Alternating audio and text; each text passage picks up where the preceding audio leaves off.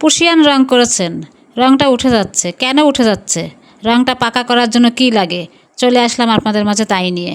চলে আসলাম আপনাদের একটুখানি কাজ বাকি ছিল, সেই কাজটা হচ্ছে পুশিয়ান কালারের রংটা পাকা করা কি দিয়ে, সেই ভিডিওটা করার জন্য আমি আপনাদের সাথে আজকে যুক্ত হয়েছে।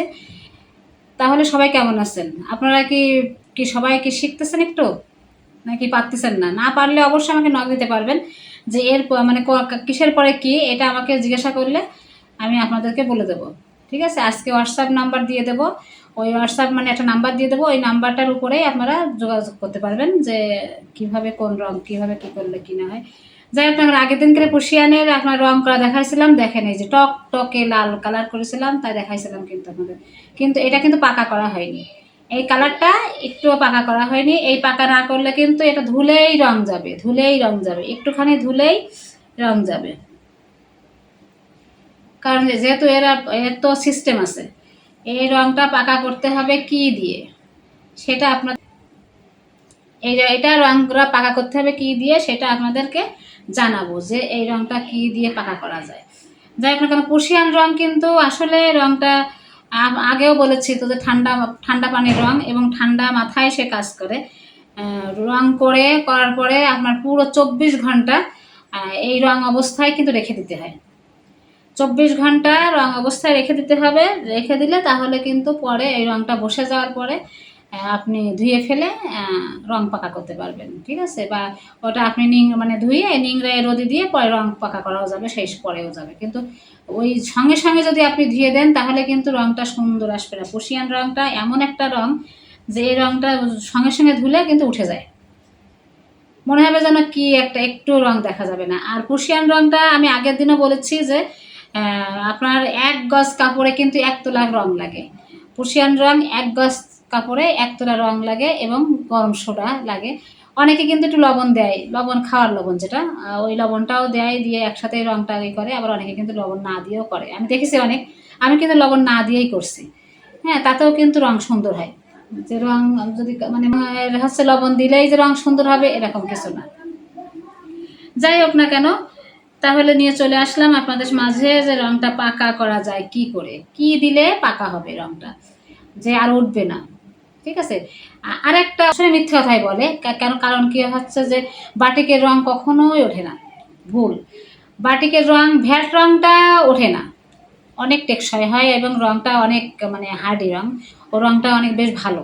কিন্তু ভ্যাট রঙের দাম একটু বেশি। আর পুশিয়ান রং দিয়ে যদি আপনি করেন তাহলে কিন্তু এই রংটা যত ধোবেন অল্প অল্প সামান্য অল্প অল্প রং উঠতেই থাকবে। আর বাটিক কখনো রোদে শুকাবেন না, বাটিক করে কখনো রোদে শুকাবেন না, বা বাটিক কাপড় ব্যবহার করেও রোদে বাটিক কিন্তু সবসময় কি ছায়া জায়গায় কিন্তু বাটিকটা বেশ ভালো হয়, রংটা কম জ্বলে। হ্যাঁ, এই বাটিকের রংটা যেহেতু প্রসেসিংয়ের রং, এটার হচ্ছে আপনার বাটিক রোদে দিলে কিন্তু একটু জ্বলে যায়, যে কোনো যত দামি রঙই হোক না কেন। অনেকে বলে যে আপু হচ্ছে কি বল ভ্যাট রং ওঠে না, কিন্তু জ্বলে যায়। রং বলতে জ্বলে যাবে, কিন্তু এটা প্রসেসিং দিয়ে সুন্দর করে করলে কিন্তু আর জ্বলবেও না, নষ্ট হবে না। যাই হোক, অনেক কথা বললাম। আমি আলহামদুলিল্লাহ আমার আগের যে ভিডিওগুলো সব কয়টাই অনেক রিভিউ পেয়েছি, অনেক ভালো। যাই হোক না কেন, এখন আপনাদের মাঝে আমি রং ডাইং পিকচার, দেখেন এটা হচ্ছে ডাইং পিকচার। এটা একটু কীরকম আঠালে আঠালে, সামান্য আঠালে আঠালে, এটা ডাইং পিকচার। এইটা দিলে আপনার রংটা পাকা হয়। ঠিক আছে, এটা দিলে রংটা একদম পুরো খানিকটা মারের মতনও লাগে, যে একটু একটু শক্ত হার্ডি হবে এবং এই রংটা দিলে এই রংটা উঠবে না। টেকসই হয়, এক কথায় টেকসই করার জন্য ডাইন পিকচার। এই ডাইন পিকচারের কাজই হচ্ছে রংটা পাকা করা। এই ডাইন পিকচারের কাজই হচ্ছে রংটা পাকা করা। যাই হোক না কেন, আপনাদের মাঝে আর দেরি করব না, তাড়াতাড়ি হচ্ছে শিখে যেহেতু অল্প করে আজকের আমি অল্প অল্প একটু ভিডিও করার জন্য, শুধু এতটুকু কাজের জন্যই কিন্তু আমি এই ভিডিওতে আসছি আজকে।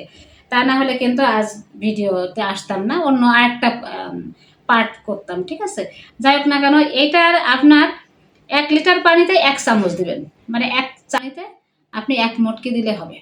এটা অল্প দিতে হয়, বেশি দিতে হয় না, এর একটু রেটটা একটু বেশি। এটা ডাইন পিক্সারটা একটু রেটটা বেশি, ঠিক আছে, ডাইন করার জন্য, মানে এটা পাকা, রংটা পাকা করার জন্য। যাই হোক না কেন, আমি আপনাদের সামনে দেখাবো যে আসলে আমি কতটুক দিচ্ছি। এই পানি, আমার কাপড় কিন্তু মাত্রই 2টা, ছোট ছোট কাপড়, সেহেতু আমাকে একটু অল্প দিতে হবে। অল্প দিলে তাহলে আপনার মানে এটা ভালো হবে।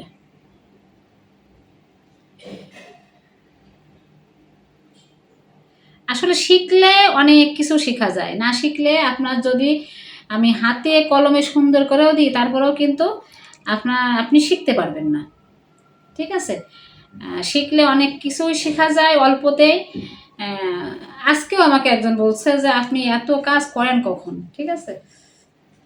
যাই হোক না কেন, শিখলে অনেক কিছুই শেখা যায়, আর না শিখলে আপনার যদি আমি হাতে কলমে অনেক কিছুই শিখিয়ে দিই, যদি হাতে কলমে আপনাকে আমি বারবার শেখানোর চেষ্টা করি বা শেখাই, তারপরেও কিন্তু আপনারা কিন্তু শিখতে পারবেন না, যাদের ইচ্ছুক না। যে অনেক আছে না, ইচ্ছা নেই, আমি শিখবো না, ঠিক আছে, ও কি শেখাচ্ছে, এরকম না। যদি মনে চায় তাহলে এই যে আমি আপনাদের যতটুকু আমি টিউটোরিয়াল দিচ্ছি এতটুকু আমি পাইনি, কিন্তু আমি যে শিখেছি মানে আপনাদের যতটুকু আমি সহযোগিতা করতেছি এই যে ভিডিও করে দেওয়ার জন্য দেখাচ্ছি, এতটুকু কিন্তু আমি পাইনি। আমি কিন্তু সামান্য সামান্য দেখেছি, আর হচ্ছে আপনার ইউটিউবে সার্চ দিয়ে দিয়ে দেখেছি, কিন্তু আসলে কি ওইভাবে সার্চ দিয়ে তো সম্পূর্ণ করা যায় না, তারপর একটু পারলে আর একটু পারা যায়। যাই হোক না কেন, দেখেন আমি এই যে পানিতে ডাইন পিক্সারটা মিশিয়ে নিয়েছি, এই যে এই দেখেন ভিজিয়ে দিচ্ছি, ঠিক আছে। ভিজিয়ে দিলে আপনারা বুঝতে পারবেন। দেখেন কিন্তু যদি শুধু পানিতে আমি ভিজাতাম, এখন যদি মনে করেন আমি শুধু মানে এমনি খালি সাদা পানিতে যদি আমি এটা দিতাম তাহলে কিন্তু রং উঠতো, ঠিক আছে, তাহলে কিন্তু রং উঠবে। আর যেহেতু আমি এই ডাইন পিক্সারটা দিয়েছি এর জন্য আর রং উঠবে না। এটা পাকা করার জন্য এই রংটা মানে পাকা, পুরো রংটা বসে যায়, ঠিক আছে, কাপড়ের সাথে পুরো আটা হয়ে যায়, এর জন্য এই রংটা, এই যে আলগা রংটুক, এই যে এইটুক কোনো ব্যাপার না, এইটুক কোনো ব্যাপার না। এটা 10-15 মিনিট ভিজে রাখবেন, 10-15 মিনিট, 10 থেকে 15 মিনিট ভিজাবেন। ভিজানোর পরে তারপরে আপনি ধুয়ে ড্রাই করে তারপরে আপনি নিয়ে দেবেন। যাই হোক না কেন, বাটিকের কাজ যদি আপনারা ঘরে থেকে শেখেন অনেক ভালো কিছু শিখতে পারবেন। আপনারা একটু চেষ্টা করে দেখেন, খুব ভালো হবে, মানে খুবই ভালো করে আপনারা শিখতে পারবেন, ঠিক আছে। আর আজকে তো পুশিয়ানের কাজটা শেষ করে ফেললাম। কালকে আমি সালফার নিয়ে আসবো আপনাদের মাঝে, সালফারের পার্ট 4। এটা কিন্তু পার্ট 3 বা 4 আসবে না, এটা 3টা মানে 3, পার্ট 3-এর যেটা বাকি ছিল সেই কাজটুকু আমি আজকে করে দেখাইছি আপনাদের, যে রংটা পাকা করতে হয় কিভাবে, ঠিক আছে, রংটা পাকা করতে হবে কিভাবে, তাহলে আপনারা টের পেয়ে যাবেন। এই যে 10 মিনিট 15 মিনিট ভিজিয়ে রেখে ধুয়ে ফেলে দিলেই রংটা পাকা শেষ। হ্যাঁ, দেখেন এই রংটা পাকা হয়ে যাবে শেষ। যাই হোক না কেন, যাদের এবং আরেকটা কথা সেটা হচ্ছে কি, এই রংটা পাকা করার পরে শুকানোর পরে আপনি আয়রন করে ফেলবেন। বাটিকের কিন্তু মূল ধাঁচ হচ্ছে আপনার আয়রন, মানে মূল কথা হচ্ছে আয়রন যদি বাটিকের পরে না করা হয় রংটা কিন্তু পুরোপুরি বসবে না, মানে গ্লেজটা দেবে না। গ্লেজটা দেওয়ার জন্য কিন্তু আপনাদের এই আয়রন করতে হবে, ঠিক আছে। আয়রনটা আমি দেখাবো না। যাই হোক না কেন, যদি ভালো লাগে তাহলে ভিডিওটা দেখে